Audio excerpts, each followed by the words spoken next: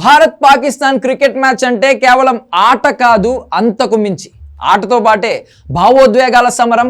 Stadium అంతా Housefull అయిపోతుంది. రెండు దేశాల్లోనూ ఆ రోజు అనధికార సెలవుగా కనిపిస్తోంది. కొన్ని ప్రాంతాల్లో ఉద్యోగులకు కంపెనీలు సెలవులు కూడా ఇస్తూ ఉంటాయి. ప్రధాని నుండి సగటు అభిమాని వరకు టీవీ సెట్లకు అతుక్కుపోయి మరీ మ్యాచ్ని చూస్తూ ఉంటారు. ఇది భారత్ పాక్ మ్యాచ్ కుండే క్రేజ్. కానీ రెండు దేశాల మధ్య ద్వైపాక్షిక సంబంధాలు తెగిపోవడంతో కేవలం ఐసీసీ టోర్నీల్లో మాత్రమే చిరకాల ప్రత్యర్థుల మధ్య క్రికెట్ సమరం జరుగుతోంది. అందుకే ఈ క్రేజ్ రెట్టింపైంది. ఇప్పుడు మరోసారి ఛాంపియన్స్ ట్రోఫీ వేదికగా భారత్ పాకిస్తాన్ మ్యాచ్ కోసం ఫ్యాన్స్ ఎంతో ఆసక్తిగా ఎదురుచూస్తున్నారు. చిరకాల ప్రత్యర్థుల సమరానికి మరో వారం రోజులే సమయం ఉన్న నేపథ్యంలో గత రికార్డులని ఒకసారి గుర్తు చేసుకుందాం. ఐసీసీ టోర్నీల్లో ఓవరాల్గా పాకిస్తాన్పై భారత్దే పై చేయిగా ఉంది. కానీ ఛాంపియన్స్ ట్రోఫీలో మాత్రం పాక్దే పై చేయిగా ఉంది. ఛాంపియన్స్ ట్రోఫీ చరిత్రలో ఇరు జట్లు 5 సార్లు తలపడితే 3 సార్లు పాకిస్తాన్, 2 సార్లు భారత్ గెలిచాయి.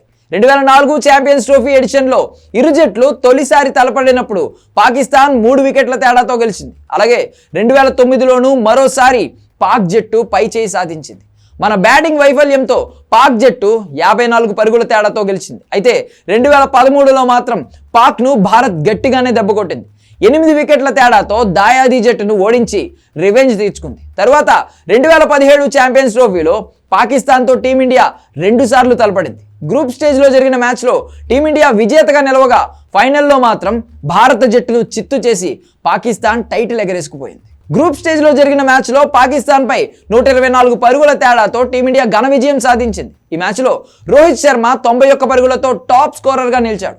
విరాట్ కోహ్లీ 81 పరుగులు, శిఖర్ ధావన్ 68 పరుగులు, యువరాజ్ సింగ్ 58 పరుగులతో రాణించడంతో టీమిండియా 50 ఓవర్లలో 3 వికెట్లు మాత్రమే నష్టపోయి 319 పరుగులు చేసింది.